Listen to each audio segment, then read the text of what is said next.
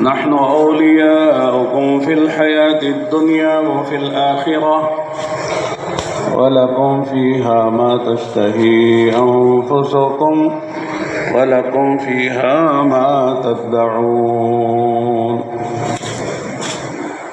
نزلا من غفور رحيم ومن أحسن قولا ممن دعا إلى الله وعمل صالحا وقال إنني من المسلمين ولا تستوي الحسنة ولا السيئة ادفع بالتي هي أحسن فإذا الذي بينك وبينه عداوة كأنه ولي حميم وما يلقاها إلا الذين صبروا وما يلقاها إلا ذو حظ عظيم وقال النبي صلى الله عليه وسلم الدنيا سجن المؤمن وجنة الكافر وقال النبي صلى الله عليه وسلم الدنيا مزرعة الآخرة وقال النبي صلى الله عليه وسلم إن الدنيا خلقت لكم وإنكم خلقتم للآخرة وقال النبي صلى الله عليه وسلم من خاف أدلج ومن أدلج بلغ المنزل ألا إن سلعة الله غالية وقال النبي صلى الله عليه وسلم كل أمتي يدخلون الجنة إلا من أبى قيل ومن يأبى يا رسول الله قال من أطاعني دخل الجنة ومن عصاني فقد أبى وقال النبي صلى الله عليه وسلم من أحيا سنتي فقد أحبني ومن أحبني كان معي في الجنة أو كما قال رسول الله صلى الله عليه وسلم. دوستو، بزرگوں اور بھائیوں،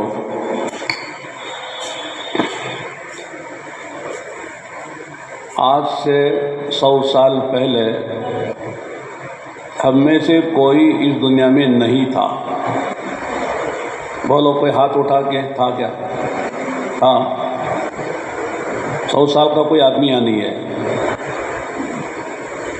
100 سال پہلے آج سے دنیا میں ہم میں سے کوئی نہیں تھا.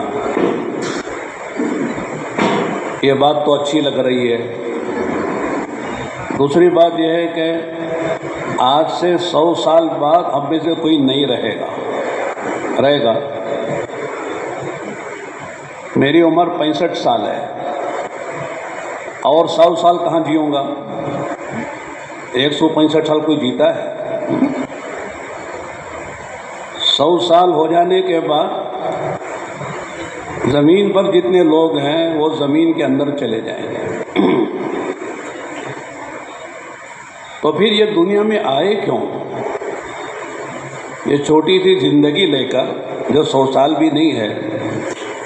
اعمار امتی بین 60 و 70 قلیل منہم ما یتجاوز. آقا نے فرمایا کہ میری امت کی عمریں 60-70 سال کے درمیان میں ہیں. بہت کم لوگ ہیں جو اس سے آگے بڑھ پاتے ہیں. ورنہ ہم سب جانتے ہیں کسی کا انتقال ہو، لوگ پوچھتے ہیں کیا عمر تھی. اگر بتایا جائے کہ بھائی 40 سال 45 سال 50 سال کے اندر ہے تو لوگ کہتے ہیں اور ذرا جیتا تو اچھا رہتا، جلدی چلا گیا. لیکن اگر آدمی کی عمر بتائی جائے کہ صاحب 90 سال تھی 100 سال تھی تو لوگ تعجب کرتے ہیں اتنا لمبا جیے کیا؟ اس سے پہلے مرے کی نہیں نو، بہت لمبی زندگی لے کر آئے. تو 90-100 سال اگر آدمی کی زندگی ہوتی تو لوگوں کو اس کی زندگی پر تعجب ہوتا ہے. اس سے پہلے لوگ مر جاتے ہیں، یہ لمبی زندگی لے کر آیا. تو معلوم کہ دنیا کی زندگی بہت مختصر ہے. اگر دنیا میں آئے، بچپن سے جوان ہوئے، جوان سے بوڑھے ہوئے، کھائے پیے، باپ بنے، دادا بنے، نانا بنے، مر گئے، اس کے بعد کوئی مسئلہ نہیں ہے، مر گئے، مٹی میں مل گئے، تو کیا ضرورت ہے تبلیغ کی، کیا ضرورت ہے شریعت کی، کیا ضرورت ہے قرآن و حدیث کی، کیا ضرورت ہے انبیاء کے دنیا میں آنے کی؟ اس لیے کہ انسان کے علاوہ دنیا میں بہت ساری مخلوقات ہیں، چرندے ہیں، درندے ہیں، پرندے ہیں، حیوانات ہیں، حشرات الارض ہیں، سمندر کی مخلوقات ہیں، زمینی مخلوقات ہیں، فضائی مخلوقات ہیں۔ وہ پیدا ہوتے ہیں، اپنا کام کر کے مر کے ختم ہو جاتے ہیں، ان کے لیے کوئی شریعت ہے؟ چرندوں پرندوں کے لیے کوئی شریعت آئی ہے؟ کوئی احکام آئے ہیں، کوئی نبی آئے ہیں؟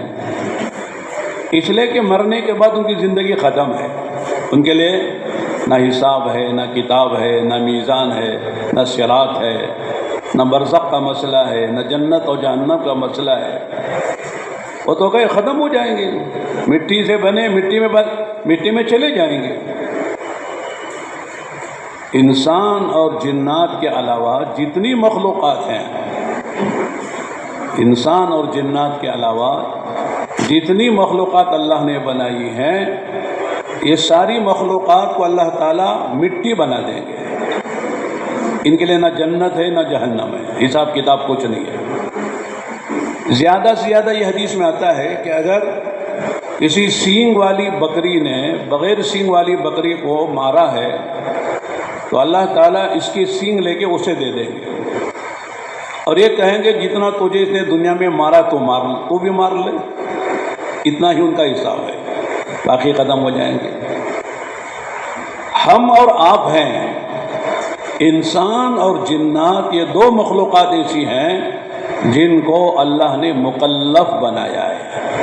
مکلف کے معنی ذمہ دار، ذمہ داری ڈالی ہے، اس لیے کہ ان کی مرنے کے بعد زندگی ختم نہیں ہے، مرنے کے بعد ایک دوسری زندگی شروع ہوگی۔ وہ زندگی ایسی ہے جو کبھی ختم نہیں ہونے والی ہے، لا تعد ولا تحصى، نہ انگنت سالوں کے ساتھ زندگی چلے گی۔ تو لہذا اس زندگی میں آدمی کو حساب بھی دینا ہے، اور جو کچھ دنیا میں کیا ہے وہ سب اس کے سامنے لایا جائے گا۔ قرآن کی آیت ہم سب پڑھتے ہیں، سورہ زلزال، اس کی آخری دو آیتیں ہیں، فَمَن يَعْمَلْ مِثْقَالَ ذَرَّةٍ خَيْرًا يَرَهُ وَمَن يَعْمَلْ مِثْقَالَ ذَرَّةٍ شَرًّا يَرَهُ۔ بڑی جامع ترین آیت ہے یہ۔ علماء فرماتے کہ قرآن کی جو آیتیں جامع ترین ہیں ان میں بڑی جامع ترین آیت ہے۔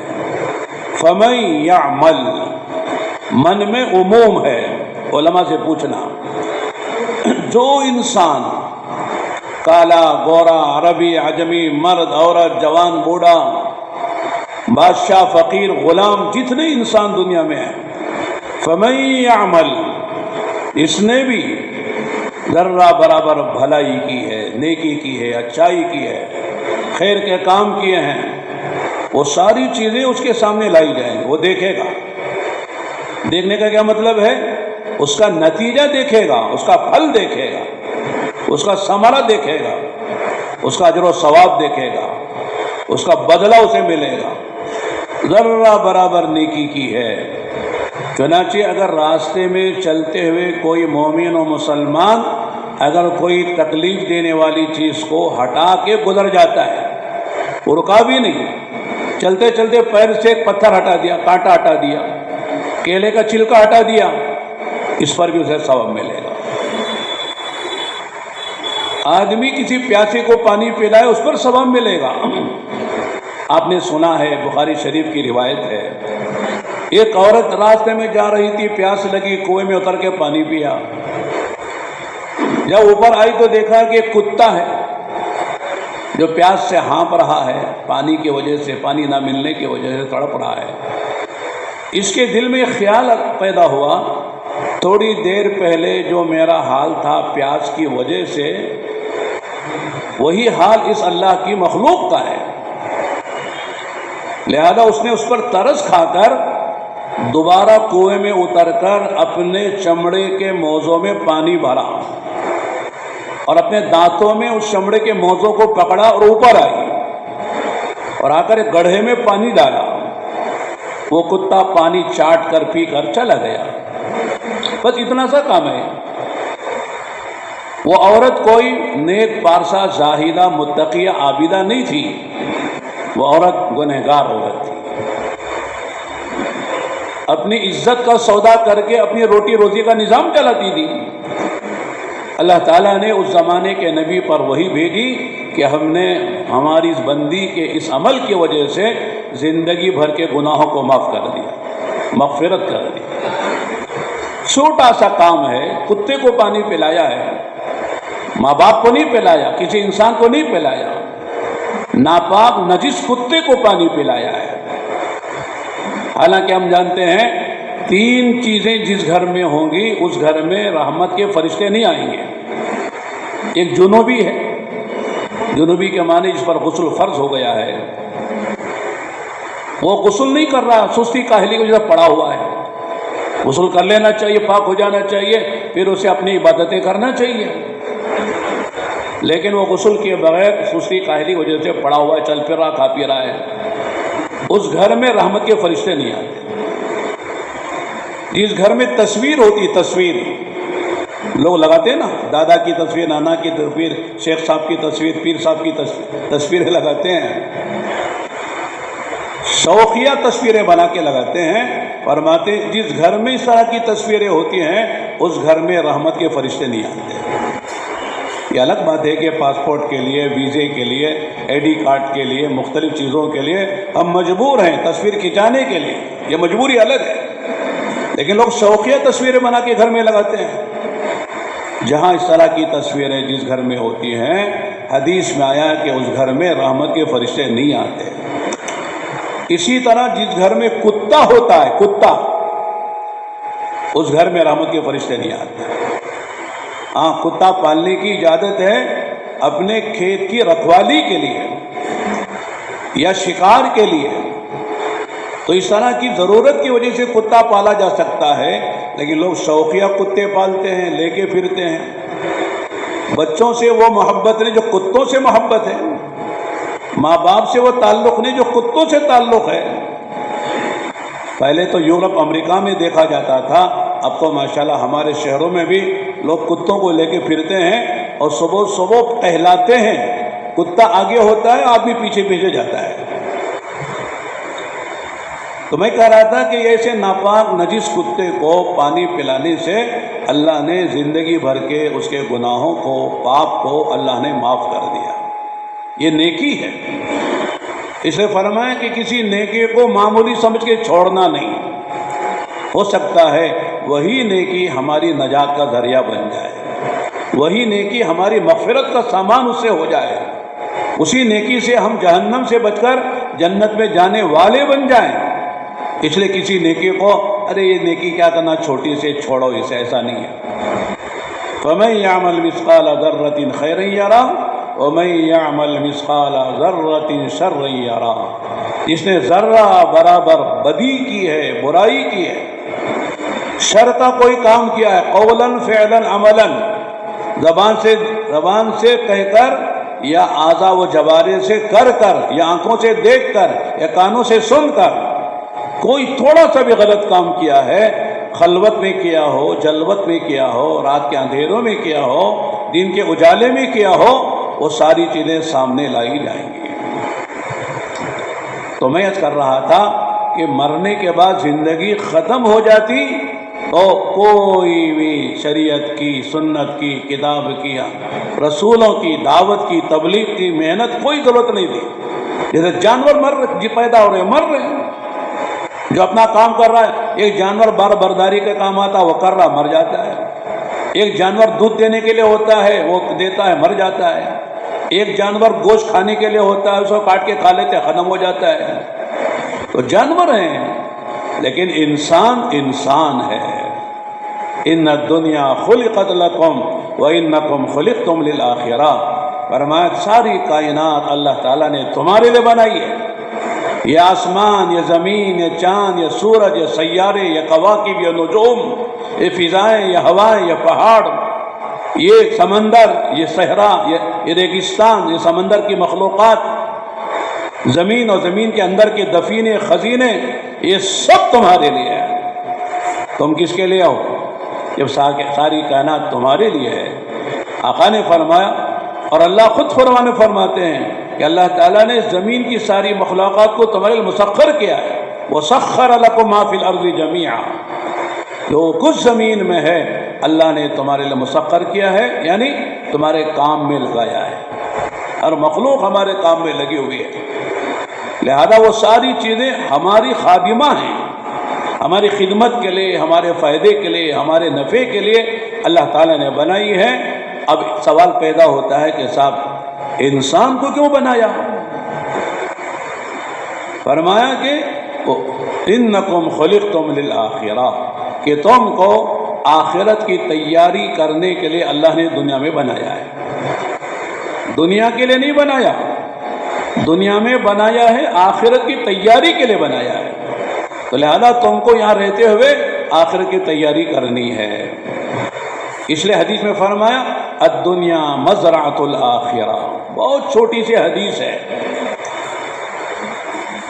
اللہ تعالیٰ نے ہمارے نبی کو جو چیزیں دی تھی خصوصیت کے ساتھ، جو اور نبیوں کو اللہ نے نہیں دی ہے، ان میں آپ فرماتے اوتیت جوامع الکلم، اوتیت جوامع الکلم، اللہ تعالیٰ نے مجھے جوامع الکلم عطا فرمایا۔ کیا مطلب ہے؟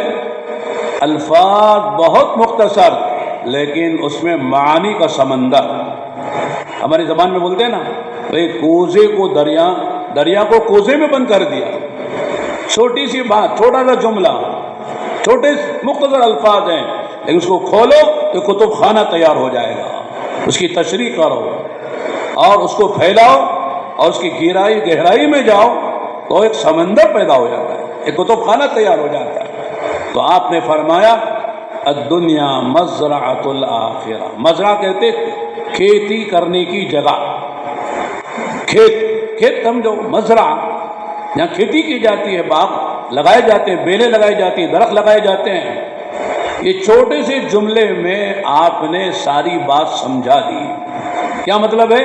جیسے کسان ہوتا ہے وہ اپنے کھیت میں محنت کرتا ہے اور وقت پر محنت کرتا ہے، اور محنت کر کے اس میں قابل کاش اس زمین کو بناتا ہے، نرم کرتا ہے، اس پر ہل چلاتا ہے، ٹریکٹر چلاتا ہے، اس میں پانی دیتا ہے، اس میں اپنا قیمتی بیج لے جا کے ڈالتا ہے، اسے کھاد دیتا ہے، پانی دیتا ہے، اور اسی طرح جو ہے اس کو نقصان پہنچانے والی جو چیزیں ہیں، کانٹے پھراٹے ہیں یا کوئی اور جانور ہیں، ان سب سے اپنی کھیتی کو بچاتا ہے۔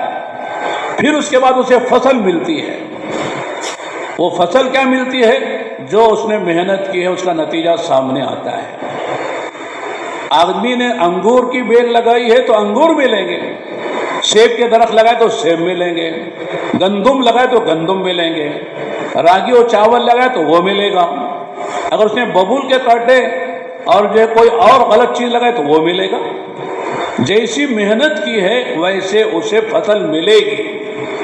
تو آپ علیہ السلام نے بات سمجھائی، یہ دنیا تمہاری کھیتی کا زمانہ ہے، یہاں محنت کرنی پڑے گی، یہاں جیسی محنت کرو گے اسی طرح کا پھل مرنے کے بعد تمہارے سامنے آ جائے، اسی طرح کی کھیتی کا ثمرہ تمہارے سامنے آئے گا۔ اچھے کام کیے ہیں تو اس کا بدلہ اچھا ملے گا، اور اگر خدا نخواستہ برے کام کے تو برا بدلہ ملے گا۔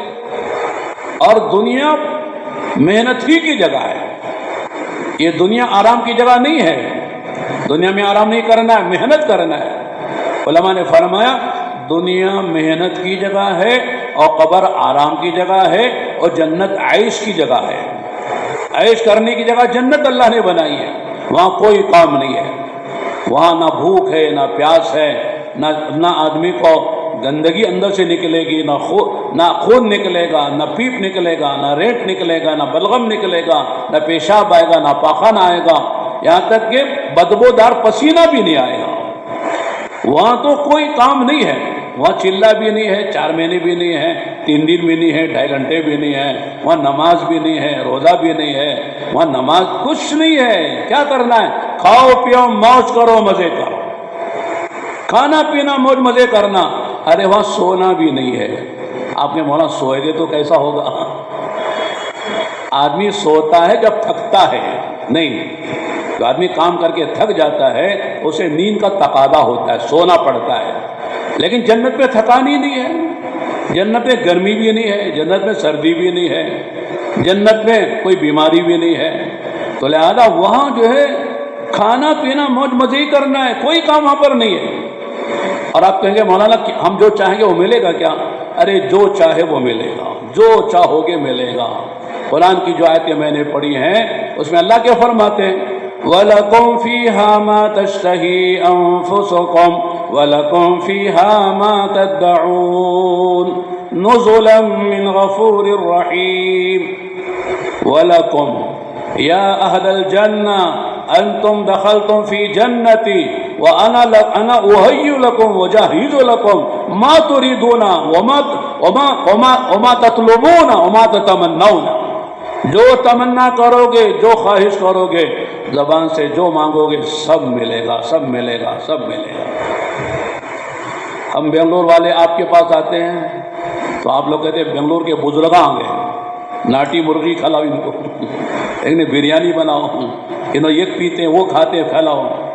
کتنا اکرام آپ کرتے ہیں ماشاءاللہ، لیکن پھر بھی بعض چیزیں کرنا چاہتے کر نہیں سکتے، بس میں نہیں ہوتا ہے۔ رات کے 12-1 بجے کہتے ہیں کہ صاحب دہی لا دو۔ اب دہی کہاں سے لائے گا آدمی؟ دکانیں بند ہیں، گھر میں دہی نہیں ہے تو کہاں سے لا کے دے گا؟ مجبوری ہوتی ہے۔ انسان وہ پوری طرح قادر نہیں ہوتا ہر کام کرنے پر، پھر بھی کام کرتا ہے۔ لیکن اللہ تعالیٰ قادر مطلق ہیں، فعال لما یرید ہیں، علی کل شیء قدیر ہیں، کن فیکون طاقت رکھتے ہیں، جو چاہے جب چاہے جیسے چاہے۔ اللہ کے لیے کوئی کام مشکل نہیں ہے۔ جب بندہ اللہ کا مہمان، اللہ اس کے میزبان ہو گئے تو اللہ تعالیٰ کیسے میزبانی کریں گے؟ میں مثال دیتا ہوں، آپ بیٹھے ہوئے ہیں، پرندہ اڑ رہا ہے، تیتر یا بٹیر، لوگ کھاتے ہیں تیتر بٹیر، اسی کو کھانے کے لیے تاج ہوٹلوں میں جاتے ہیں۔ اب جی چاہا تو کیا کرنا بھائی؟ اس کو شکار کرنا ہے، بندوق سے کرو، غلیل سے کرو، جو سے کرو، پتھر سے کرو۔ اب وہ نیچے گرا تو پتہ نہیں زندہ گرتا کہ مردہ گرتا ہے، معلوم نہیں ہے۔ اب وہ چلو مل بھی گیا تو اس کو ذبح کرو، پھر اس کی صفائی کرو، بال نکالو، اندر کی گندگی نکالو، پھر اس کے ٹکڑے کرو، پھر لے جا کے اسے مسالہ تیار کرو، اس کے بعد اسے مسالہ لگا کے اس کو تیار کر کے بھون کر یا تل کر یا رئی بنا کے اسے کھاؤ۔ جب کھانے بیٹھے تو جی نہیں لگ رہا کہ کیا ہو گیا بھائی؟ نمک تم نے زیادہ کر دیا ہے، ذرا مرچی زیادہ ہو گئی ہے، مزہ نہیں آ رہا ہے۔ تھوڑا سا فرق ہو جاتا ہے اتنی محنت کے بعد تو آدمی کھا نہیں پاتا ہے۔ دنیا کا حال یہ ہے۔ جنت میں حدیث میں آتا ہے کہ بندہ بیٹھا ہوا ہے جنت میں مزے کرتے ہوئے، پرندہ اڑ رہا ہے تو جنت کا پرندہ ہے وہ، اللہ نے جنتیوں کے لیے بنایا ہے۔ باقی دنیا کے سارے پرندے مٹی ہو گئے ہیں۔ آپ پوچھیں گے میڈم مٹی تو ہو گئے تھے، کہاں سے آ گیا وہ پرندہ؟ وہ جنتی پرندہ ہے۔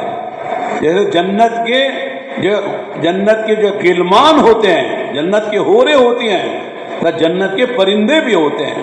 تو جنت کے پرندے اڑ رہے ہیں، آپ کے دل میں آیا کہ صاحب یہ پرندہ کھانا ہے، بس دل میں آتے ہی وہ پرندہ بھنا بھنایا جیسے آپ کی طبیعت ہے وہ آپ کے سامنے آ جائے گا، پلیٹ میں رکھ کر آ جائے گا۔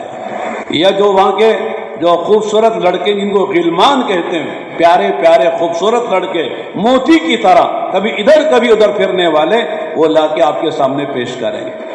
آپ کھا رہے تھے بٹیر تیتر، دل میں خیال آیا کہ صاحب بٹیر تو کھا رہے، ذرا مور بھی کھانا چاہیے، تو اسی میں مور کا مزہ آ جائے گا۔ مور کھاتے کھاتے جی چاہا خرگوش کھانا چاہیے تو خرگوش کا مزہ آ جائے گا۔ آپ جو چاہیں گے دل و دماغ میں لائیں گے تصور، اللہ اس میں وہی لطف، وہی مزہ، وہی چاشنی، وہی ٹیسٹ اس میں اللہ تعالیٰ پیدا فرما دیں گے۔ آپ نے انار لیا، انار اٹھا کے چھیلا،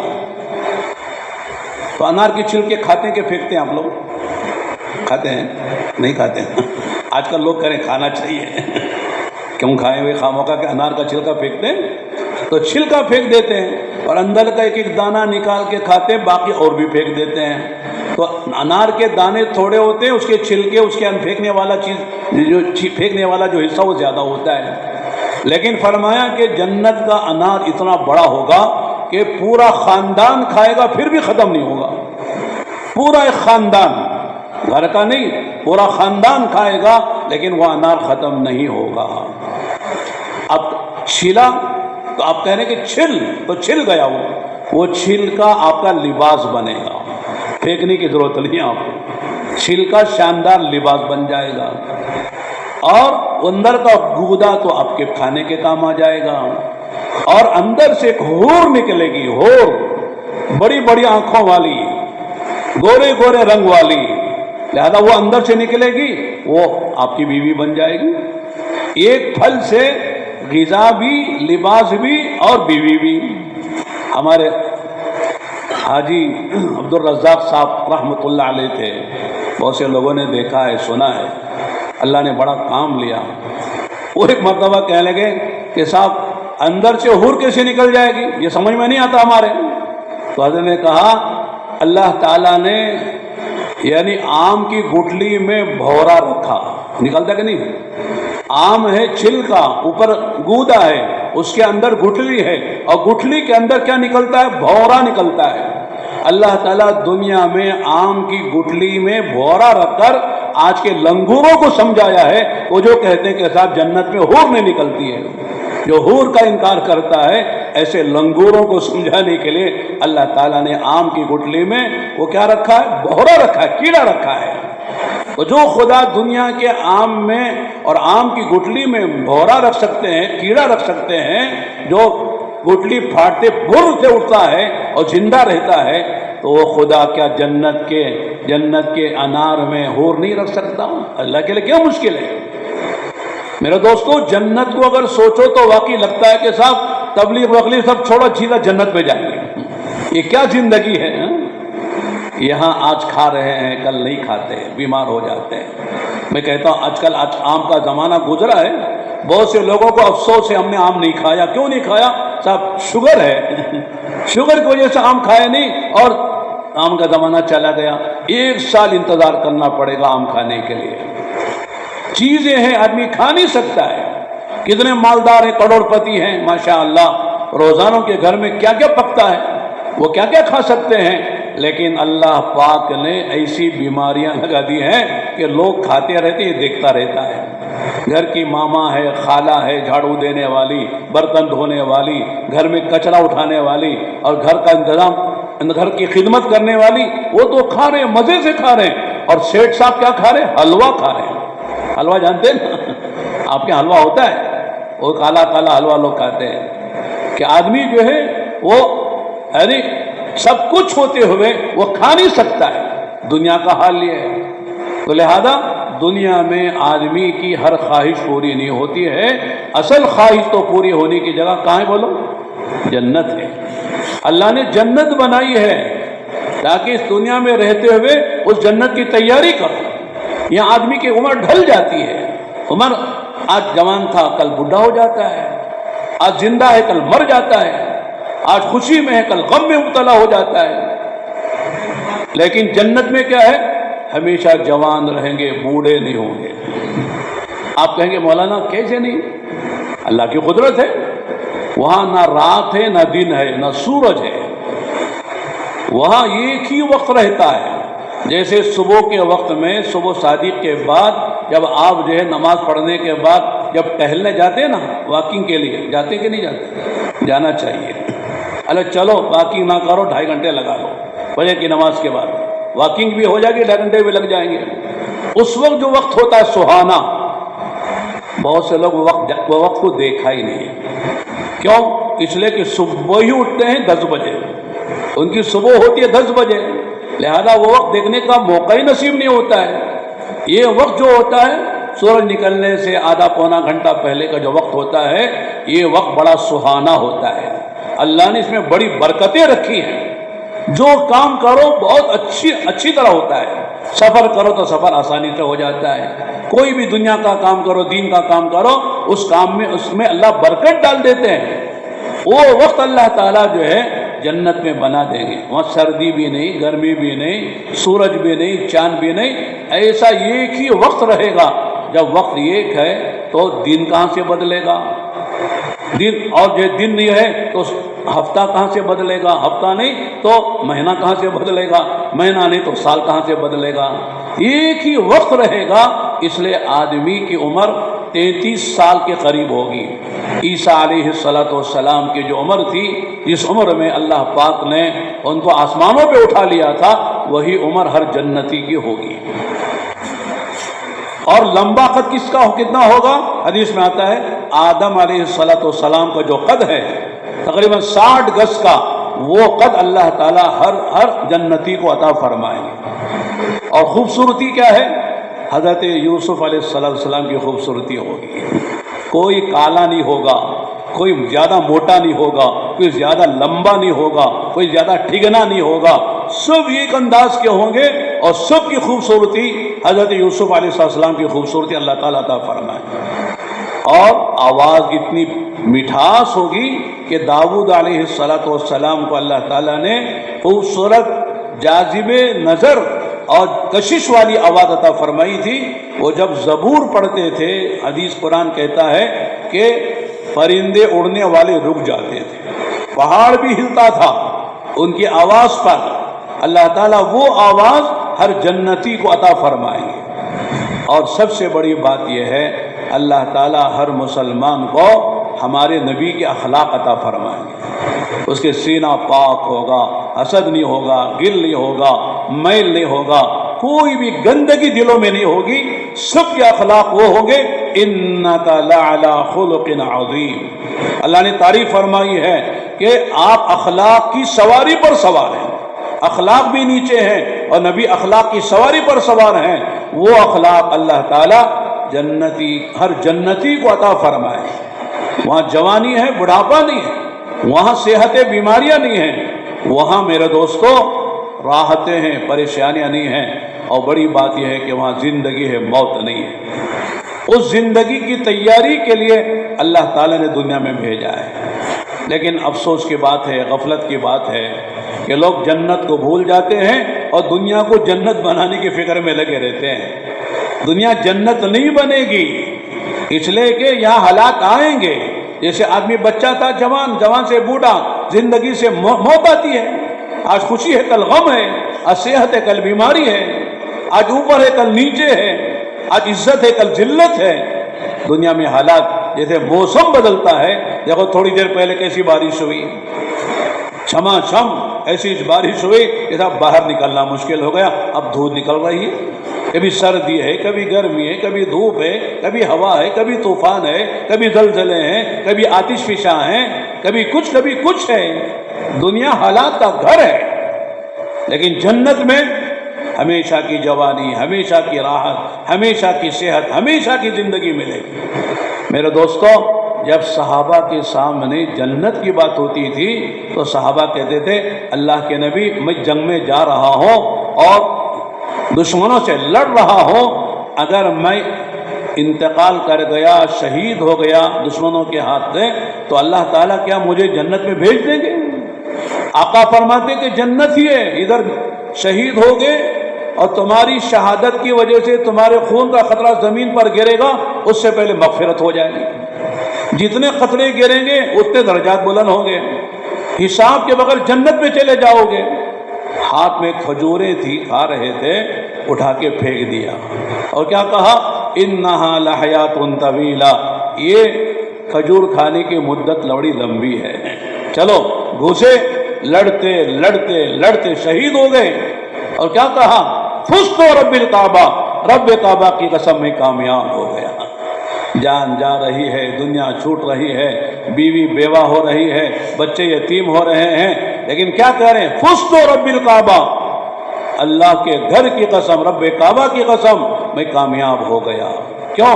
اس لیے کہ جس مقصد کے لیے دنیا میں آئے تھے وہ مقصد پورا ہو گیا اور جنت پہ چلے جا رہے ہیں، جنت پہ داخل ہو رہے ہیں. اس سے بڑی کامیابی کیا ہوگی؟ تو آج میرے دوستو بزرگوں بھائیوں، تبلیغ و دعوت کی محنت کا خلاصہ یہی ہے کہ دنیا میں رہتے رہتے جنت کی تیاری کرو۔ جنت کی تیاری کیسے ہوگی؟ جنت میں کیسے جائیں گے؟ جنت میں جانے کے لیے سب سے پہلی جو شرط ہے وہ ایمان ہے۔ ایمان نہیں ہے جنت میں نہیں جا سکتا ہے۔ مفتاح الجنہ لا الہ الا اللہ، حدیث میں فرمایا جنت کی کنجی لا الہ الا اللہ ہے۔ اللہ کا کرم ہے، اللہ کا احسان ہے، اللہ تعالیٰ نے ہمیں ایمان والا بنایا، ایمان والے گھرانوں میں پیدا فرمایا۔ ہمارے باپ دادا پردادا سگڑ دادا اوپر تک ماشاءاللہ مسلمان ہیں، ہم بھی مسلمان ہیں، ایمان والے ہیں۔ اب فکر اس کی کرنا ہے کہ ایمان پر موت آ جائے، اس لیے کہ دنیا کا ماحول بڑا زہریلا ہے، مسموم ہے کہ آدمی کے ایمان پر ڈاکے پڑ رہے ہیں۔ حدیث میں فرمایا آقا نے کہ بادروا بالاعمال فتنا كقطع الليل المظلم يصبح الرجل مؤمنا ويمسي كافرا ويمسي مؤمنا يصبح كافرا يبيع دينه بعرض من الدنيا۔ فرمایا کہ فتنے آنے سے پہلے اپنے اعمال کی ایمان کی فکر کرو، تیاری کرو۔ فتنے کیسے آئیں گے؟ جسے رات کا اندھیرا آتا ہے، جب رات آتی ہے تو کیا ہوتا ہے؟ اندھیرا بڑھتا ہے بڑھتا ہے بڑھتا ہے، اتنا اندھیرا ہوتا ہے کہ ایک ہاتھ آدمی کو نظر نہیں آتا، آگے کون ہے نظر نہیں آتا، دشمن ہے دوست ہے، راستے میں وہ ہموار راستہ ہے یا کوئی نشیبی گڑھا ہے، سامنے جو ہے وہ رسی ہے، سانپ ہے یا لاٹھی ہے، کچھ نظر نہیں آتا۔ ایسے فتنے آئیں گے کہ آدمی کو حلال و حرام کی تمیز ختم ہو جائے گی، کیا حلال ہے کیا حرام ہے، کیا جائز ہے کیا ناجائز ہے، کیا سنت ہے کیا بدعت ہے، کیا خیر ہے کیا شر ہے، کیا معروف ہے کیا منکر ہے، پتہ نہیں چلے گا۔ آقا نے فرمایا آدمی صبح کرے گا حالت ایمان میں، شام ہوتے ہوتے کافر ہو جائے گا، شام کرے گا حالت ایمان میں، صبح ہوتے ہوتے کافر ہو جائے گا، ایمان سے محروم ہو جائے گا۔ اور آگے اس کی وجہ بتائی ہے یبیع دینہ بعرض من الدنیا، کہ دنیا میں ایسا لگ جائے گا اور دنیا کی محبت ایسے دل و دماغ میں رچ بس جائے گی کہ تھوڑے سے دنیا کے نفع کے لیے اپنے ایمان کا سودا کرے گا، ایمان بیچ دے گا۔ ذرا سا آج کل ہم دیکھتے ہیں، آپ کو معلوم ہے کہ نہیں ہے، عورتیں اپنے بچوں کی بیماری کی وجہ سے وہ مندروں میں جا کر پجاری سے وہ منتر پڑھواتی ہیں، شرکیاں کفریہ باتیں کرواتی ہیں، برقع پہن کر ہماری عورتیں مسلمانوں کی اپنے بچوں کی صحت کے خاطر، بیماری ختم ہو جائے صحت مل جائے، وہ مندروں میں جاتی ہیں، ایمان کا سودا ہو رہا ہے۔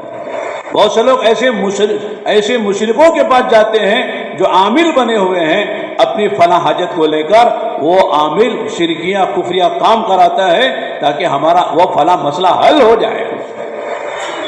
لوگ جو ہے اپنی دنیا کے لیے جھوٹ بولتے ہیں، اپنی دنیا کے لیے رشوت لیتے ہیں، سودی کاروبار کرتے ہیں اور یتیموں کا مال کھاتے ہیں۔ ایک آدمی کئی سائڈ لوگوں کو بیچ کر یہ لوگوں کو دھوکہ دیتا ہے، سارے کام دنیا کی وجہ سے ہو رہے ہیں، ان کو پتہ نہیں ہے یہ سب ایمان کے خلاف باتیں ہیں۔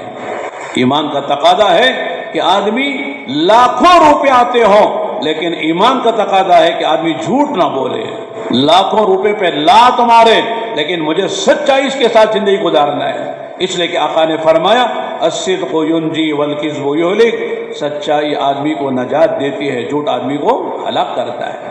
قرآن کہتا ہے یمحق اللہ الربا ویربی الصدقات، اللہ تعالیٰ صدقہ خیرات کو بڑھاتے ہیں اور سود کو خدا تعالیٰ گھٹاتے ہیں۔ یہ اللہ تعالیٰ نے قرآن میں فرمایا۔ آج مسلمان کیا کہتا ہے؟ مولانا سود کے بغیر کیسے تجارت ہوگی؟ بڑی تجارت کرنی ہے تو لون لینا پڑتا ہے، سود دینا بھی پڑتا ہے، لینا بھی پڑتا ہے، لہذا اس کے بغیر ہم ترقی کیسے کریں؟ مولانا رشوت کے بغیر کام ہی نہیں ہوتا ہے، رشوت دینی پڑتی ہے۔ حدیث میں فرمایا الراشی والمرتشی کلاہما فی النار، رشوت لینے والا دینے والا دونوں جہنم میں جائیں گے۔ لینے والا بھی دینے والا بھی جہنم میں جائیں گے۔ آج لوگ کہتے ہیں وہاں رشوت کے بغیر کام نہیں ہوتا، سودی کاروبار کے بغیر ہم بڑا کاروبار کر نہیں سکتے ہیں، فیکٹری نہیں لگا سکتے۔ بھئی آپ کو کس نے کہا فیکٹری لگانے کو؟ آپ اتنا کمائیے جو حلال کا ہے، جس سے آپ کی روزی روٹی چل جائے اور آپ کے بچوں کی روزی روٹی چل جائے۔ آپ کے سامنے جنت ہونا، آخرت ہونا چاہیے۔ دنیا میں رہنے کے لیے ہم نہیں آئے ہیں، آخرت بنانے کے لیے آئے ہیں۔ اس لیے میرے دوستو، ایمان اتنا بنانا، اتنا پکانا، اتنا بڑھانا، ایمان اتنا قوی کرنا کہ ہمارا ایمان ہمیں حرام سے بچا لے۔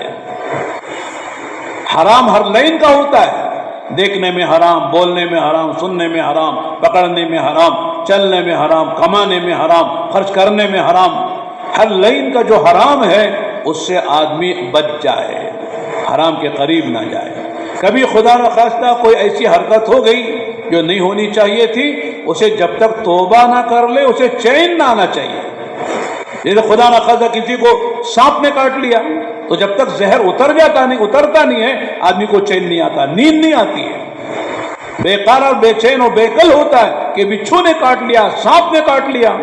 اس طرح خدا نخواستہ کبھی نفس کی شرارت سے، شیطان کی جو ہے چالوں سے اور ماحول کے اثرات سے اگر خدا نخواستہ کبھی کوئی گناہ ہو گیا تو جب تک آدمی توبہ نہ کر لے، جب تک آدمی اس گناہ سے اپنے آپ کو پاک نہ کر لے تو آدمی کو چین نہیں آنا چاہیے، سکون نہیں ہونا چاہیے کہ گناہ ہو گیا، اللہ کے سامنے مجھے جا کے جواب دینا ہے۔ تو میرے دوستو، تبلیغ و دعوت کی محنت سے چاہتے ہیں اتنا ایمان گرماؤ، اتنا ایمان پکاؤ جس سے تمہارے اندر فرائض کے کرنے کی استعداد پیدا ہو جائے۔ اذان ہونے کے بعد اب دکان میں بیٹھنا آدمی کے لیے مشکل ہو جائے، اذان ہونے کے بعد بستر پر سونا مشکل ہو جائے، اذان ہونے کے بعد آدمی اپنے دفتر آفس میں بیٹھے مشکل ہو جائے۔ اذان ہو گئی، اب نہ دکان اچھی لگے، نہ دفتر اچھا لگے، نہ بستر اچھا لگے، نہ بھی بچے اچھے لگے، فوراً اللہ کے گھر آئے اور آ کے آدمی نماز پڑھے، نماز میں آدمی کو مزہ آنے لگے، نماز پڑھے بغیر چین نہ آئے۔ رمضان آیا، اب رمضان کے روزہ رکھنا اس کے لیے آسان ہو جائے۔ یہ نہ کہے کہ صاحب کون روزہ رکھتا ہے 15 گھنٹے کا، 16 گھنٹے کا، یہ میرے بس کی بات نہیں ہے۔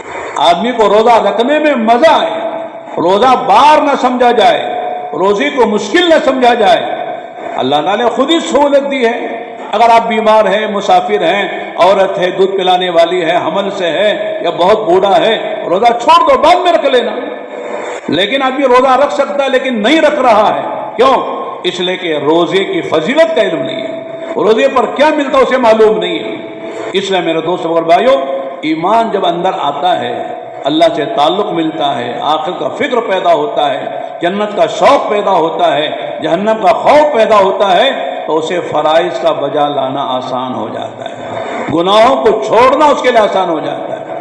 جنت میں جانے کے لیے 2 باتیں تو ایمان کے ساتھ ضروری، علماء فرماتے ہیں، ایک آدمی فرائض کو نہ چھوڑے اور دوسرے حرام کا ارتکاب نہ کرے۔ جو چیزیں حرام ہیں، جس کو اللہ نے کبائر میں شمار کیا، بڑے بڑے گناہ ہیں، اس سے تو پوری طرح بچنا ہی بچنا ہے، اور جو چیزیں اللہ نے کرنے کو فرض قرار دیا ہے، نماز ہے، روزہ ہے، حج ہے، زکوٰۃ ہے، جو مسلمانوں کے لیے ارکان اسلام کہلاتے ہیں، اس کو پوری طرح ادا کرنے کی فکر کرے۔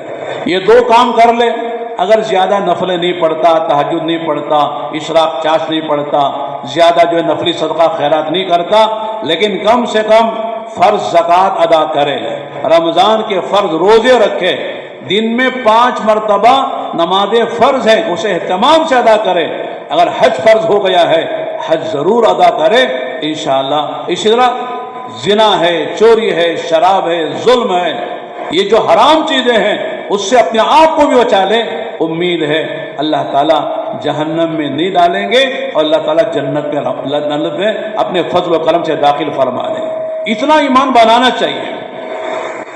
خدا نخواستہ اگر اتنا ایمان نہیں ہے، آدمی نماز بھی چھوڑ رہا ہے، روزہ بھی چھوڑ رہا ہے، حج بھی چھوڑ رہا ہے، زکوٰۃ بھی نہیں دے رہا ہے، حرام کا بھی ارتکاب کر رہا ہے، اسے احساس بھی نہیں کہ میرے سے کیا ہو رہا ہے، خدا نخواستہ میرے دوستو اگر اس حال میں دنیا سے چلا گیا تو بڑے خطرے کے ساتھ جا رہا ہے۔ بہت ہی خطرہ ہے۔ آدمی کو احساس ہونا چاہیے کہ مجھے خدا کے سامنے کھڑا ہونا ہے۔ چنانچہ اللہ تعالیٰ نے قرآن کریم میں ہمیں دعوت دی ہے، کسے؟ ایمان والوں کو دعوت دی۔ 80 سے اوپر اللہ نے 80 سے زیادہ جگہ پر یا ایھا الذین آمنو یا ایھا الذین آمنو کہہ کر ہم کو اور آپ کو اور سارے دنیا کے ایمان والوں کو خطاب کیا ہے، بے ایمانوں سے نہیں، جو آخرت کو نہیں مانتا، مرنے کے بعد اٹھنے کو نہیں مانتا، قیامت کو نہیں مانتا، جنت و جہنم کو نہیں مانتا، اسے نہیں کہا۔ جو یہ ساری چیزوں پر ایمان لانے والے لوگ ہیں اور کہتے کہ ہم مومن ہیں، جنت کو بھی مانتے ہیں، جہنم کو بھی مانتے ہیں، مرنے کے بعد دوبارہ اٹھائے جانے کو ہم مانتے ہیں، ایسے لوگوں سے اللہ نے کہا ہے کیا؟ یا ایھا الذین آمنوا، مختلف انداز سے کہا، پہلے پوری اکثر جگہ اللہ نے کیا کہا؟ اتقوا اللہ، اے ایمان والو اللہ سے ڈرو، اللہ سے ڈرو۔ کیا مطلب ہے؟ اللہ کی نافرمانی سے بچو۔ اللہ نے جن باتوں کو حرام کر دیا ہے اس کے قریب بھی نہ جاؤ، یہی اللہ سے ڈرنا ہے۔ اور آگے فرمایا وَلْتَنْظُرْ نَفْسٌ مَا قَدَّمَتْ لِغَدٍ، کہ تم میں سے ہر آدمی دیکھے کہ کل کے لیے اس کے پاس کیا توشہ ہے۔ کہتے ہیں نا آج کیا دن ہے؟ پیر، تو لوگ کہتے ہیں بھئی کل منگل کے لیے ہمارے پاس کیا تیاری ہے۔ جیسے عام طور سے عورتیں پوچھتی ہیں گھر میں رات میں ناشتے میں کیا بنانا ہے، دوپہر میں کیا بنانا ہے۔ عورتوں کو اگر معلوم ہو جاتا فلاں بنانا ہے، کہتے ہیں آسان ہے ہمارا کل کا دن گزارنا۔ اگر معلوم نہیں ہوتا تو پریشان ہوتی ہیں کہ صاحب نام بھی رکھو اور جو ہے کام بھی کرو۔ مرد کہتا ہے یہ بنا لینا تو عورت کے لیے آسان ہو جاتا ہے۔ تو کل کے معنی یہ نہیں کہ صاحب آج پیر ہے تو کل منگل ہے تو منگل کی کیا تیاری ہے۔ یہاں کل کے معنی ہیں آج تمہارا زندگی کا یا یہ دن ہے جب موت آئے گی، کل شروع ہو جائے گا۔ وَلْتَنْظُرْ نَفْسٌ مَا قَدَّمَتْ لِغَدٍ، کہ تم میں سے ہر آدمی دیکھے کہ کل کے لیے اس کے نے کیا توشہ تیار کیا ہے۔ اس لیے کہ جو یہاں کر لے گا وہی کل پائے گا، یہاں جو بوئے گا کل وہی کاٹے گا۔ اس لیے آج دیکھو ہم نے کیا تیاری کل کے لیے کی ہے۔ سارے لوگ مستقبل کے بارے میں فکر مند ہوتے ہیں، لیکن قرآن کہتا تمہارا اصل مستقبل مرنے کے بعد ہے۔ دنیا میں تو بھوکے ہیں تو کوئی کھلا دے گا، پیاسے ہو کوئی پلا دے گا، سردی گرمی لگ رہی تو کوئی انتظام کر دے گا، بیمار ہے کوئی دوا دلا دے گا، لیکن قبر میں کون آئے گا؟ قبر میں بچھونا بچھونے کے لیے کوئی آئے گا؟ قبر میں کوئی تکلیف ہے تو کوئی دور کرنے آئے گا؟ قبر میں تو تنہا رہنا پڑے گا۔ کتنا رہنا ہے؟ قیامت تک رہنا ہے۔ قیامت کب آئے گی سوا اللہ کے کوئی نہیں جانتا ہے۔ ہزاروں سال یعنی قبر کی منزل میں رہنا ہے، جسے برزخ کہتے ہیں۔ لوگوں نے دنیا کی چند روزہ زندگی کا نظام کیا ہے اور جو ہے اس کا فکر کیا، اس کی تیاری کی ہے، لیکن قبر میں ہزاروں سال سونا، ہر آدمی کو تنہا رہنا ہے۔ بیوی ساتھ نہیں آئے گی، بچے ساتھ نہیں آئیں گے، باپ ساتھ نہیں آئے گا، بیٹے ساتھ نہیں آئیں گے، دوست ساتھ نہیں آئیں گے، کوئی ساتھ نہیں آئے گا۔ تنہا مجھے اپنی قبر میں رہنا ہے، اس کے لیے میرے پاس کیا تیاری ہے؟ یہ اصل فکر کی بات ہے۔ اس نے فرمایا الکیس من دان نفسہ وعمل لما بعد الموت والعاجز من اتبع نفسہ ہواہا وتمنى علی اللہ الامانی، تم میں عقل مند آدمی وہ ہے جو اپنی خواہشات کو اپنے قابو میں رکھے، خواہشات کے پیچھے نہ چلے۔ ہزاروں خواہش آدمی میں ہوتی ہیں، جائز بھی ناجائز بھی، مباح بھی حرام بھی، اس کے چکر میں نہ پڑے۔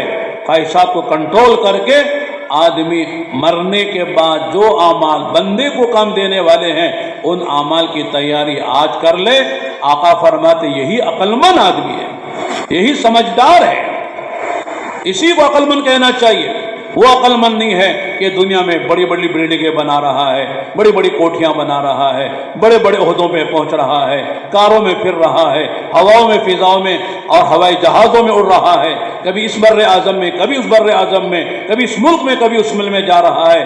لوگ کہتے ہیں بڑا عقل مند آدمی، کیا کیا کما رہا ہے، کیا کمایا سب چھوڑ کے جا رہا ہے، کوئی چیز لے کر نہیں جائے گا۔ جیسے اپنی ماں کے پیٹ سے خالی ہاتھ آیا تھا، بدن کے کپڑے بھی لے کر نہیں آیا تھا، ساری چیزیں دنیا میں چھوڑ کر چلا جائے گا۔ نہ بلڈنگ لے جائے گا، نہ کارخانہ لے جائے گا، نہ بینک بیلنس لے جائے گا، نہ سونا چاندی، نہ پیسہ لے جائے گا، سب زمین کے اوپر چھوڑ کر تنہا جا کے قبر میں سونے والا ہے۔ لیکن آدمی کی فکر کی بات عجیب ہے کہ دنیا میں چھوڑ کر جانے والی چیزوں کا فکر ہے، جو اعمال ہیں، جو عقیدہ ہے، جو صفات ہیں، جو اخلاق ہیں، وہ لے جانے والی چیزیں اس کا فکر آدمی کو نہیں ہے۔ نبیوں نے یہی فکر دلایا ہے، تبلیغ سے بھی کہتی یہی فکر ہو جائے۔ تو میرے دوستو، چند باتیں میں عرض کرتا ہوں، اگر یہ کرتے رہیں گے انشاءاللہ فکر آئے گا، تیاری کی فکر پیدا ہوگی۔ پہلی بات کیا ہے کہ آدمی اللہ سے مانگے۔ جیسے آدمی مانگتا ہے نا روٹی، کپڑا، مکان، شادی، سواری، یہ بھی مانگنا چاہیے۔ حدیث میں آتا ہے تمہارے جوتے کا تسمہ ٹوٹ جائے وہ بھی اللہ ہی سے مانگو، تمہارے گھر میں نمک نہیں ہے وہ بھی اللہ ہی سے مانگو، اس لیے کہ اللہ کے خزانے دینے کے لیے ہیں، اور دنیا کے والوں کے خزانے حکومتوں کے وہ لینے کے لیے ہیں۔ حکومت لینے والی ہے، اللہ کے خزانے دینے کے لیے ہیں۔ اللہ مانگنے والوں سے خوش ہوتے ہیں، نہ مانگنے والوں سے اللہ ناراض ہوتے ہیں۔ من لم یسأل اللہ یغضب علیہ، جو اللہ سے نہیں مانگتا اللہ اس سے ناراض ہوتے ہیں۔ اس لیے اللہ ہی کے پاس یہ سب کچھ ہے، اللہ کے پاس ہدایت کے خزانے ہیں، اللہ کے پاس عزت کے خزانے ہیں، اللہ کے پاس روزی کے خزانے ہیں، اللہ کے پاس صحت کے خزانے ہیں، اولاد کے خزانے ہیں، سارے خزانے اللہ کے پاس ہیں۔ جو مانگنا ہے وہ اللہ سے مانگنا ہے، اس لیے اللہ سے مانگنا چاہیے۔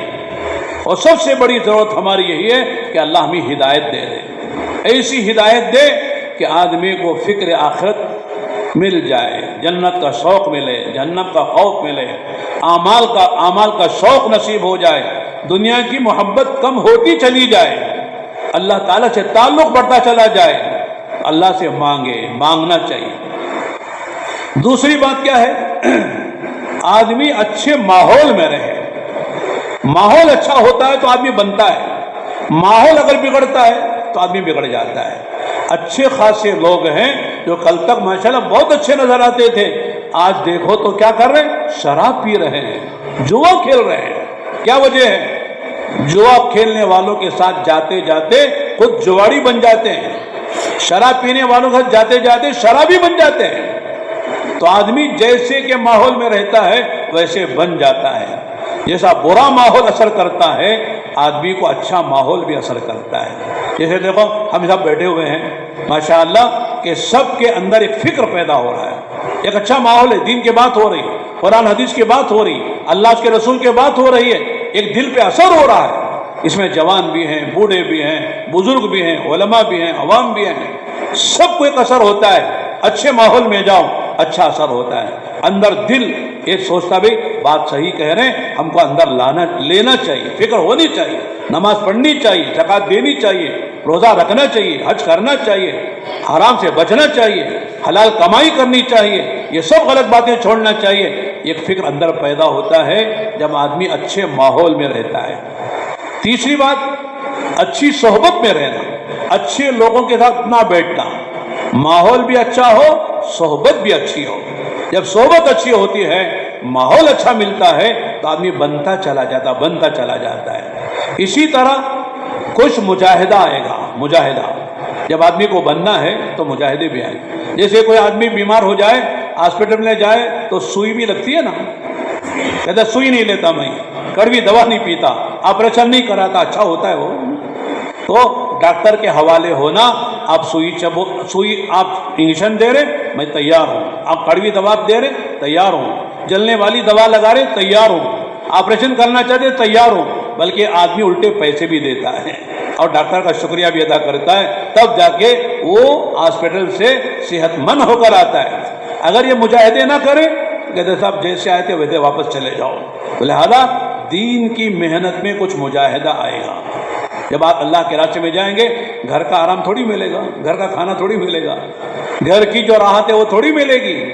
گھر میں سوتے تھے رات کے 12 بجے اور اٹھتے تھے دن کے 12 بجے، لیکن جماعت میں کہتے ہیں کہ صاحب جلدی سو جانا اور تہجد میں اٹھ جانا، اٹھاتے ہیں۔ اور کھانا کچا پکا بھی کبھی کھانا پڑتا ہے، کبھی مسجد میں آدمی کو سونے کے لیے نہالی نہیں ملتی، گدا نہیں ملتا، کبھی مچھر کاٹتے ہیں، کبھی کھٹمل کاٹتے ہیں، کبھی مسجد والے بھگاتے بھی ہیں، یعنی کبھی کھارا پانی کبھی میٹھا پانی۔ میرا سال لگ رہا تھا 1985-86 کی بات ہے، میوات میں میرا چلہ لگا، آخری چلہ۔ میوات جانتے ہیں؟ آج سے تقریباً 40 سال پہلے کی بات ہے، میرا آخری چلہ لگ رہا تھا۔ تو میوات آج تو ایڈوانس ہو گیا، بہت ترقی کر گیا، بہت سہولتیں ہو گئی۔ 40 سال پہلے وہ بات نہیں تھی۔ وہاں پر جو ہے ایک گاؤں سے دوسرے گاؤں جانا ہے تو پیدل جانا یا ٹریکٹر میں جانا، سواری اور کار نہیں تھی۔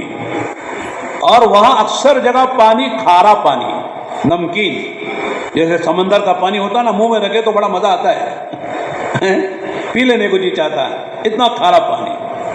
اور کھلاتے تھے تیز۔ میرا اکثر وقت جو ہے وہ عربوں میں لگا۔ اس وقت یعنی عربوں کی جماعتیں زیادہ ہوتی تھی، علماء کم ہوتے تھے، تو زیادہ وقت میرا تقریباً 7-8 مہینے عربوں میں لگے سال کے دوران۔ عربوں میں رہنے کی وجہ سے میرا مزاج جو ہے وہ بغیر مرچی کے کھانے کا بن گیا، مرچی کھانے سے تکلیف ہو جاتی تھی۔ وہ میوات میں آخری چلہ لگا تو تیز مرچی کا سالنا، شروع میں میٹھا دیتے ہیں اور اس کے بعد روٹی اور مرغی کا سالن ایسا جس میں وضو بھی کر سکتے ہیں، اتنا گاڑھا، چنانچہ وہ کھانے کو ملتا تھا۔ اور اس سے بڑی جو مجاہدہ تھا وہ استنجا خانے کے لیے ہم کو بیت الخلا نہیں جانا پڑتا، بیت الخلا نہیں ہوتے تھے، کھیت الخلا میں جانا پڑتا تھا، کھیتوں میں جانا پڑتا تھا۔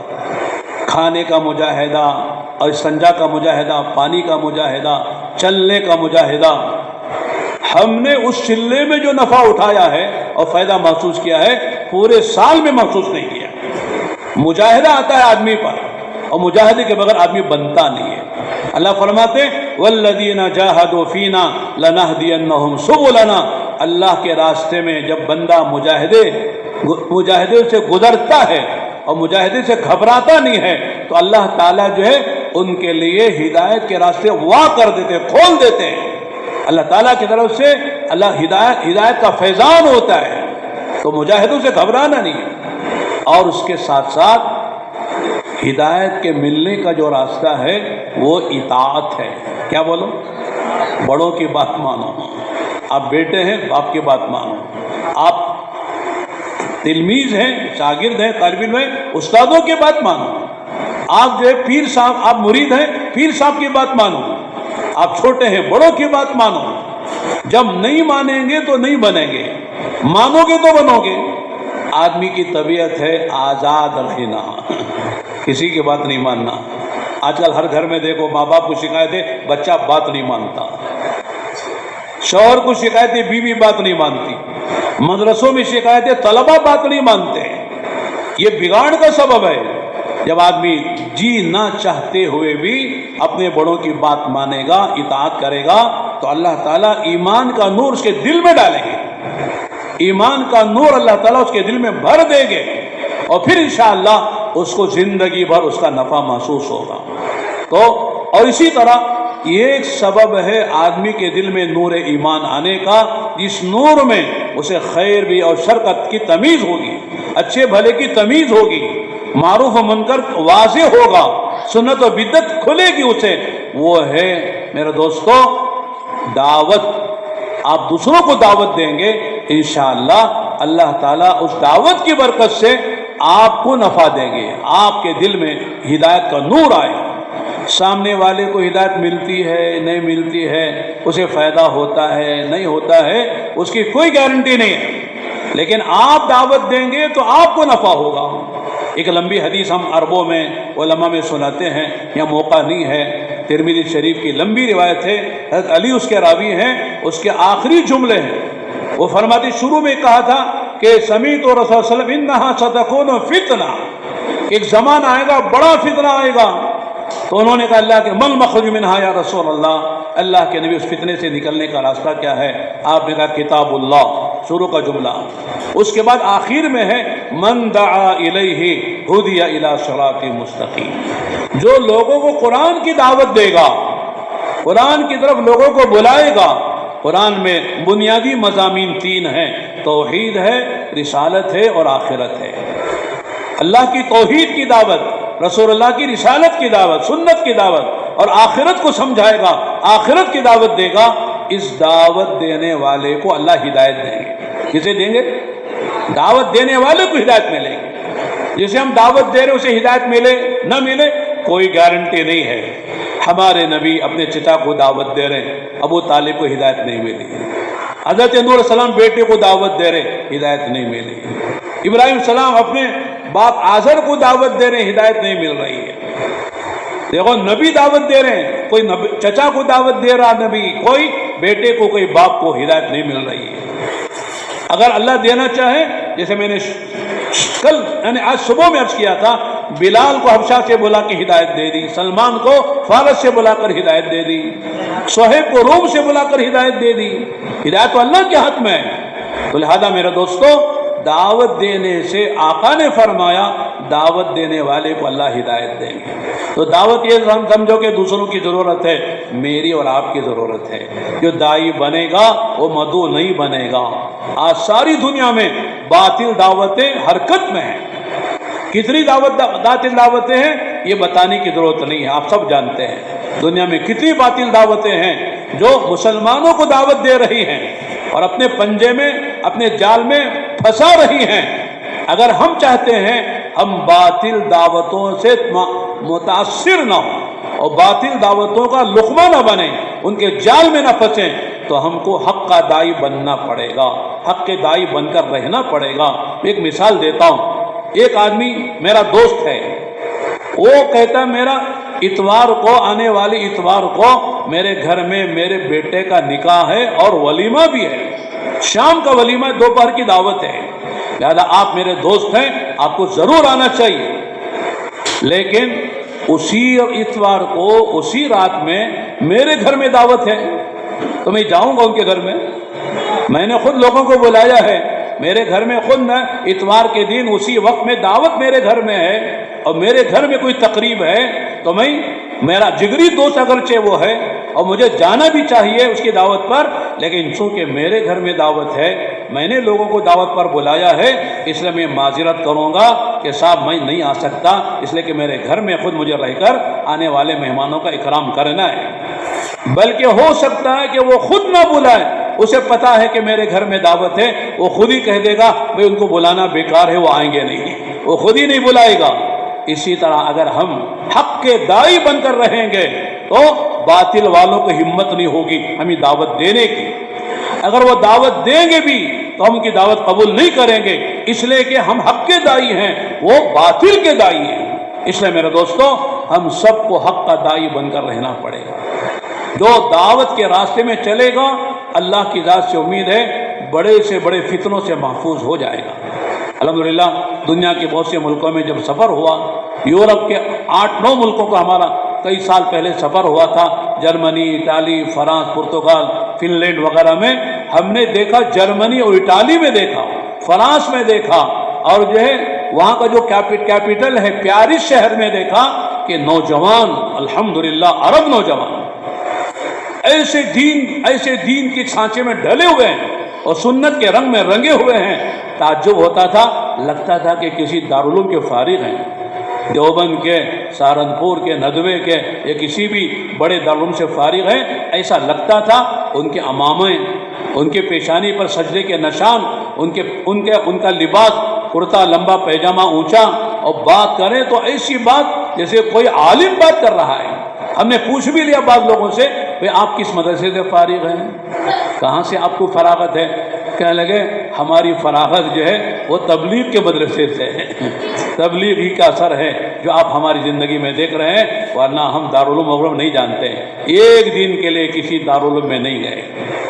تو تبلیغ کی برکت سے ایسے ملکوں میں جہاں ایمان سوز ماحول ہے، جہاں خدا فراموشی کا ماحول ہے، خدا بیداری کا ماحول ہے، جہاں سے ساری دنیا میں باطل سپلے ہو رہا ہے، باطل وہاں سے پھیل رہا ہے، وہاں ایسے نوجوان تیار ہیں کہ ان کو دیکھ کر رشک آتا ہے۔ ہم علماء ہیں، مدرسے کے فارغ ہیں، اور ہم نے 10 سال مدرسوں میں گزارے ہیں، لیکن ہم کو ان کی زندگی کو دیکھ کر رشک آتا ہے اللہ نے کیسے ان کی حفاظت کی ہے۔ تو آج میرے دوستو بس مختصر سی بات یہی عرض کرنی ہے کہ تبلیغ سے ہمارے بڑے چاہتے ہیں کہ آدمی ماحول میں آئے، اچھی صحبت میں آئے، دعاؤں کا اہتمام کرے، دعوت کا اہتمام کرے، کچھ مجاہدوں سے گزرے۔ انشاءاللہ جتنا آج ماحول گندا ہے، بے دینی کا ماحول ہے، ان سب سے ہماری حفاظت ہو جائے گی۔ آخرت تو بنے گی، اللہ دنیا بھی بنا دے گی، دنیا میں بھی انشاءاللہ چین دیں گے، سکون دیں گے، محبت دیں گے، عزت دیں گے۔ اسی طرح اللہ چیزوں میں، اسباب میں، مال میں برکت دیں گے، اور اللہ تعالیٰ دعاؤں میں قبولیت ڈالیں گے، دعائیں قبول ہوں گی، آپس میں محبت کا ماحول قائم ہوگا، دلوں میں چین و سکون آئے گا، اور ہماری جو کمائی ہے تھوڑی سی، اللہ اس میں ایسی برکت ڈال دیں گے کہ سارے کام ہو کر ہمارا پیسہ بچ بھی جائے گا، اللہ تعالیٰ کا نظام چلے گا۔ لوگ سمجھتے ہیں دین پر چلنے سے جنت اور جنت کی نعمتیں ملے گی، وہ مرنے کے بعد ہے۔ مولانا کس نے دیکھا ہے؟ دنیا بتاؤ کیا ملے گا؟ کہ دنیا میں بھی اللہ یہ ساری چیزیں دیں گے جو آدمی دین پر چلے گا اور دین کی محنت کرے گا۔ مرنے کے بعد بدلہ دیں گے، بدلہ دنیا میں نہیں ملے گا، دنیا میں برکتیں آئیں گی۔ کس شکل میں؟ محبت کی شکل میں۔ دنیا میں برکتیں آئیں گی عزت کی شکل میں، دنیا میں برکتیں آئیں گی چین و سکون کی شکل میں، دنیا میں برکتیں آئیں گی مال کم ہوگا، اس مال میں ہمارے سارے کام خدا بنا دیں گے، اور دنیا میں برکتیں آئیں گی دعاؤں کی قبولیت کی شکل میں۔ آج لوگ پریشان ہیں، سکون نہیں ہے، اطمینان نہیں ہے، محبت نہیں ہے، عزت نہیں ہے، پریشان روزی کے لیے ہیں۔ یہ دنیا کے جتنے ہمارے مسائل ہیں جس میں ہم پریشان رہتے ہیں، میرے دوستو یہ سارے مسئلوں کا حل اللہ نے اپنے دین اور دین کی محنت میں رکھا ہے۔ جو کرے گا انشاءاللہ وہ پائے گا۔ اس لیے 3 کام کریں گے، روزانہ، ماہانہ، سالانہ کریں گے۔ روزانہ 2.5 گھنٹے لگانا، 24 گھنٹے میں 2.5 گھنٹے فارغ کر کے اپنی مسجد کے اطراف میں جتنے گھر ہیں، گھر گھر فرد کی ملاقات کر کے یہی ایمان کی، توحید کی، آخرت کی، رسالت کی بات کرنا، لوگوں کو پیار و محبت سے سمجھانا، ہر گھر پر جانا۔ اگر وہ لوگ کہیں صاحب گھر میں اندر آؤ بیٹھو تو آپ قبول کر لیں، اندر آرام سے بیٹھ کر 15 منٹ 10 منٹ آدھا گھنٹہ جتنی دیر بات کر سکتے بات کریں، پردے میں مشورات سننا چاہے تو سنیں۔ تو لہذا گھر گھر فرد کی ملاقات کے لیے 2.5 گھنٹہ، 24 گھنٹے میں جو ہماری دنیا کے لیے ہم نے دے رکھے ہیں 2.5 گھنٹہ نکالو، روزانہ دعوت دو، تو کیا ہوگا؟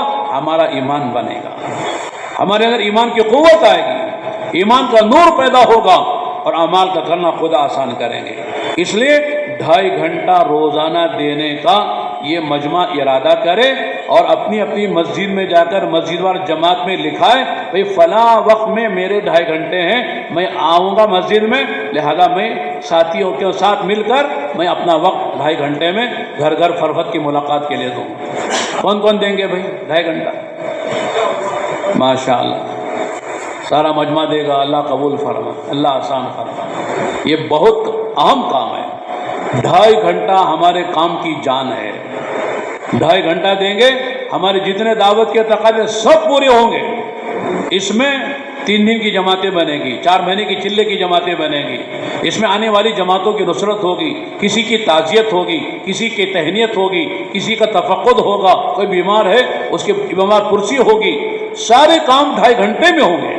اگر 2.5 گھنٹہ ہم نے اہتمام سے اپنا دینا شروع کر دیا، دیکھو 2.5 گھنٹے کے لیے آپ مسجد کی جماعت سے مشورہ نہ کرو، ضرورت نہیں، آپ خود طے کرو میرے 2.5 گھنٹے میرے لگانا کب آسان ہے۔ آپ جانتے ہیں نا آپ کے کام کاج کے اعتبار، آپ ڈیوٹی والے ہیں، کاروبار والے ہیں، ملازمت والے ہیں، اس اعتبار سے آپ خود طے کریں گے میرے 2.5 گھنٹے کب مجھے لگانا آسان ہے۔ دوسرا کام، مہینے میں 4 یا 5 ہفتے ہوتے ہیں، عام طور سے 4 ہوتے ہیں، کبھی 5 بھی ہو جاتے ہیں۔ تو ان 4 ہفتوں میں 3 دن کون سے ہفتے میں میرے لیے جماعت میں جانا آسان ہے، خود ہی طے کر سکتے ہیں۔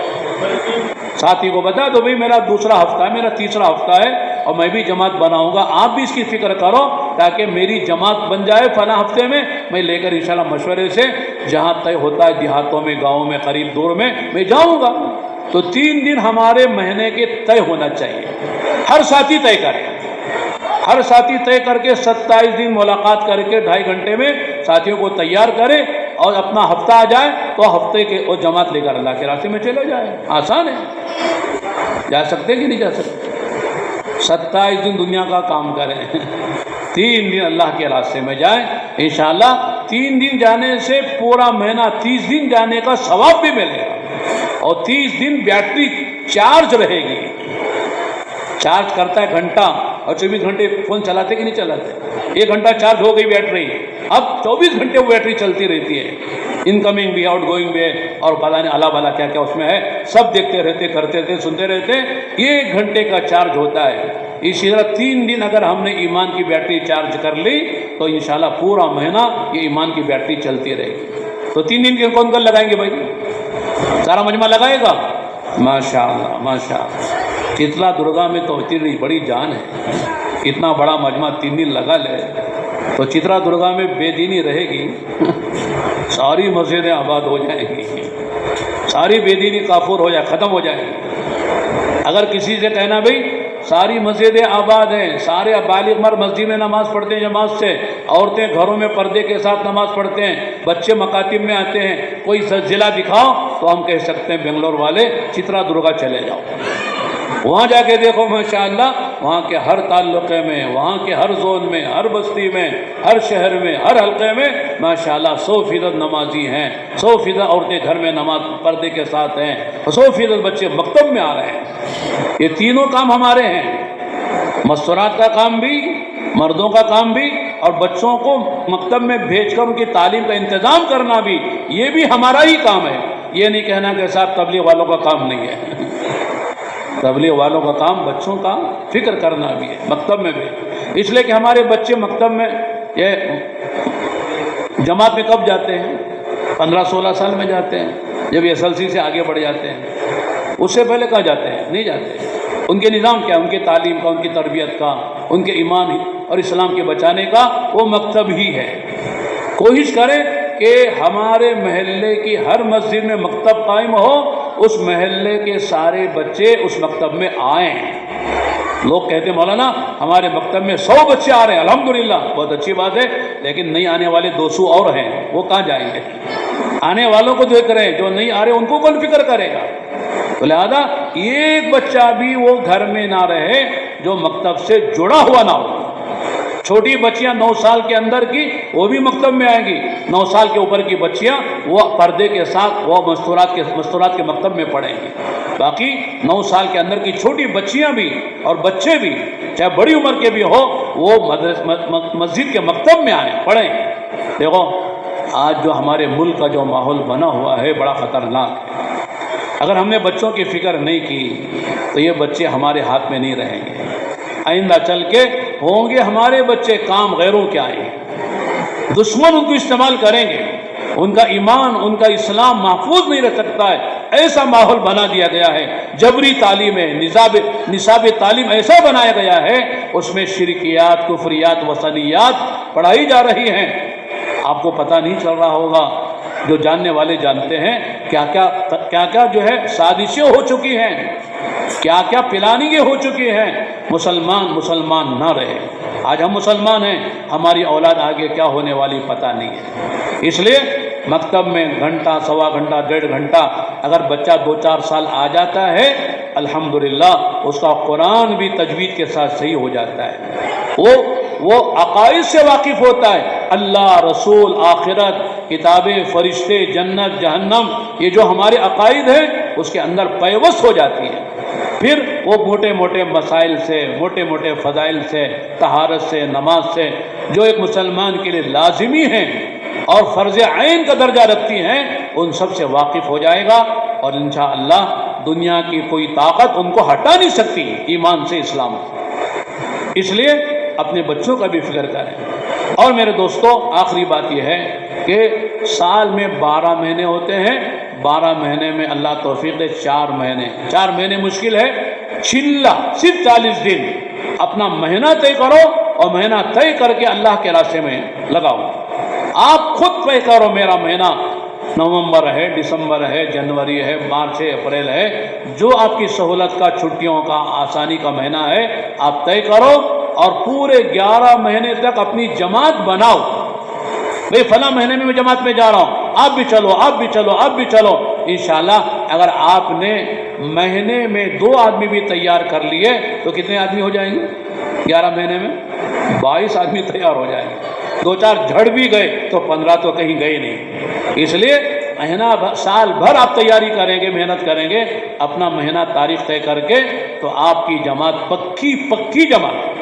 2-4 پرانے ساتھی ہوں، اللہ توفیق دے، اس میں عالم حافظ کی بھی تشکیل کر لیجئے اور نئے کو بھی تشکیل کر لیجئے، مسجدوں کے ذمہ داروں کی تشکیل کر لیجئے.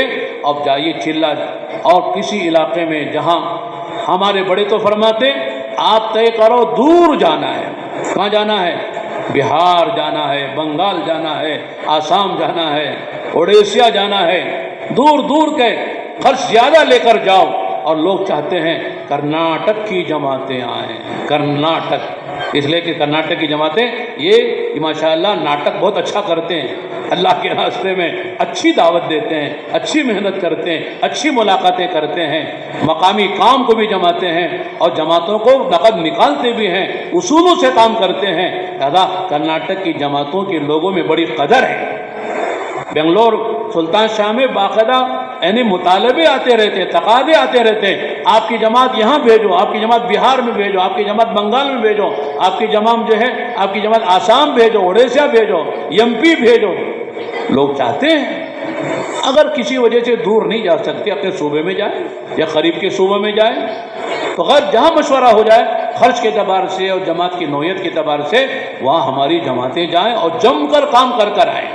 تو اس کے لیے بھئی سالانہ چلہ طے کریں. یہ کون سا ہے؟ 2026 کی 25 یہ 25 اس نہ ہے. تو 2025 کا وقت کس کس کا لگا؟ تو ہاتھ اٹھاؤ. چلہ یا 4 مہینے نہیں لگا، تھوڑے لوگوں کا لگا ہے.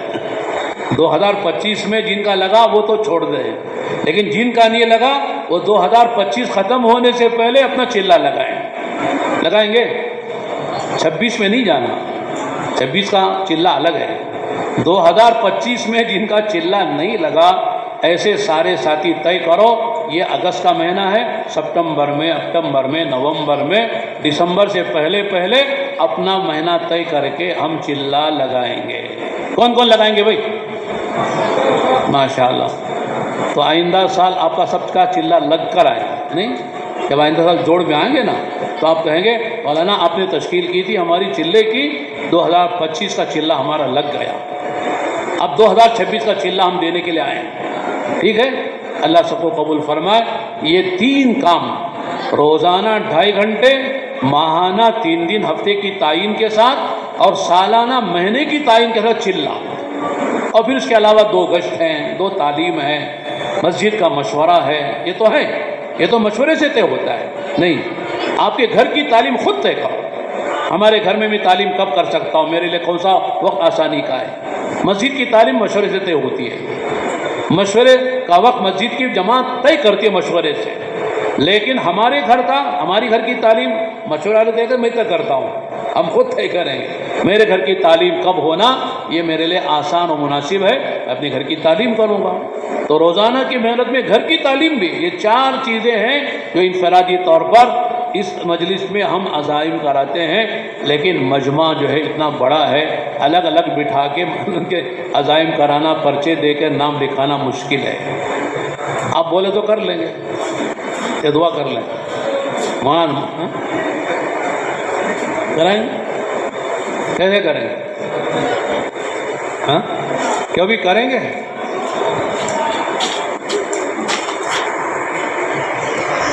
جگہ بڑی ہوئے تو ہم تو اسے کہتے ہیں بھئی تعلقی کی ترتیب پر بیٹھو، زونوں کی ترتیب پر بیٹھو اور مسجد کی ترتیب پر جو ہے اپنے 4 باتوں کے عزائم کرو. روزانہ گھر کی تعلیم کب کریں گے؟ 2.5 گھنٹہ کب لگائیں گے؟ مہینے میں 3 دن کب لگائیں گے؟ سالانہ چلہ کس مہینے میں لگائیں گے؟ یہ سب ارادے عزائم کرو. ہم یہ کہتے ہیں